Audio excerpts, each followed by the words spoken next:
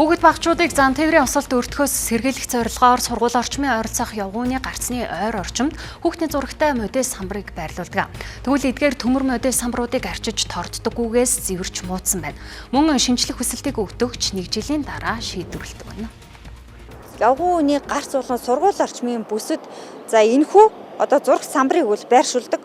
Гэтэл энэхүү самбар маань ямар ч арчилгаа тордлогоо байхгүй улмаас зарим хэсэгт бол нумарч унсан, зэвэрсэн ийм нөхцөл байдалтай байгаа юм аа.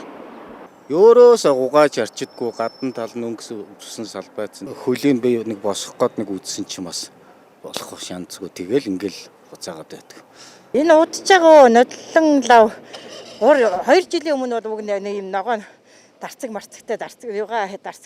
хийдэг юм тавьсан байхгүй юу. Тэгээ нодлонгоос хойш юм болчихсон шүү дээ. Хаанаас зоосон тэгээ зоосон газар нь эргэж энийг харахгүй л байна л да. Тугаалбал ерөнхий боловсролын 113 дугаар сургууль орчимд өнгөрөгч 1-р сард зам тээврийн осол гарч хүүхэд бэртжээ. Ослын шалтгаан нь тухайн замд анхааруулах тэмдэглэгээ хангалтгүй байсантай холбоотой гэж тайлбарлаж байгаа юм а. Үүнээс улбалан 113 дугаар сургуулийн зүгээс хуучирч муудсан тэмдэглэгээг сольж сайжруулж өгөх хүсэлтийг Баянгол дүүргийн замын цагдаагийн хэлтэст үргүүлсэн ч арга хэмжээ аваагүй гэсэн юм а. Сургуулийн зүгээс жоохон энийгээ бас тордоод бараг жил гарантай л иймэрхүү байгаа. Тийм байдалтай. Аха. Тий. Хохорж унж мунаа тэгээд нэг жоохон муудсан байгаа юм. Яаж юм. Тэгээд эндээ анхаарал нэг наалт маалтын дахиад сольждаг ч юм уу тиймэрхүү байв. Тэгээд ийм тэмдэглэгээ байхгүй байна гэдэг тоо баримтаа ингээд сургуулийнхаа албан гисэлтээр албан дотор өгөөд төдөөс төдөн сарын хугацаадаа ч юм уу төд хоногийн дотор шийдвэрлэгдэнэ гэдэг хугацаа бол бас байхгүй. Удаашралтай л гэсэн үг. Яг нөгөө байшуулсан тэмдэглэгээнд дээр бол яг тэгж тогтсон хяналтын юм бол одоогоор бол байхгүй. Яг тэглээ арчид ордох юм байхгүй.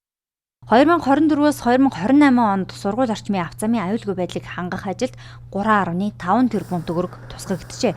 Энэ хүрээнд 53 сургуулийн ойр орчмын хөдөлгөөний аюулгүй байдлыг хангах тэмдэглэгийг сайжруулах юм а.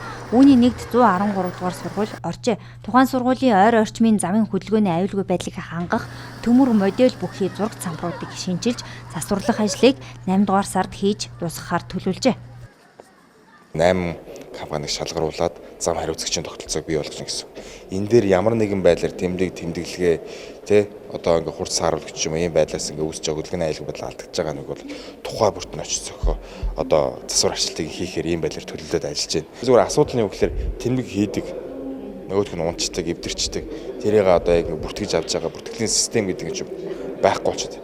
Гэтэл энийг яг нийслэлийн замын хөгжлийн газар байгаа 6хан хяналтын инженер хот дотор байгаа бүх тэмдэг тоолоод явна гэдэг аргачлал байхгүй болж байгаа. Тэгэхээр бид нар ямар ч байсан юун дээр ирсэн гэдэг камер системээр хэрэгжүүлээд LCMS гэдэг laser crack measurement system гэдэг энэ датагаар яваад бүх зургуудыг аваад энэ дээр ямар тэмдгүүд байсан бэ гэдгийг жил болгоныг үзээд энэ дээр юм байна гэдэг үнэлгээ өгөөд энийг солих шаардлагатай гэдэг энэ тоо хэмжээг гаргаж ирж байгаа гэсэн. Сургууль орчмын тэмдэглэгээ хурц сааруулагч зэргийг шинээр хийх шинжлэх хүсэлтийг эхлээд тухайн дүүргийн замын цагдаагийн хэлтэст хүргүүлдэг.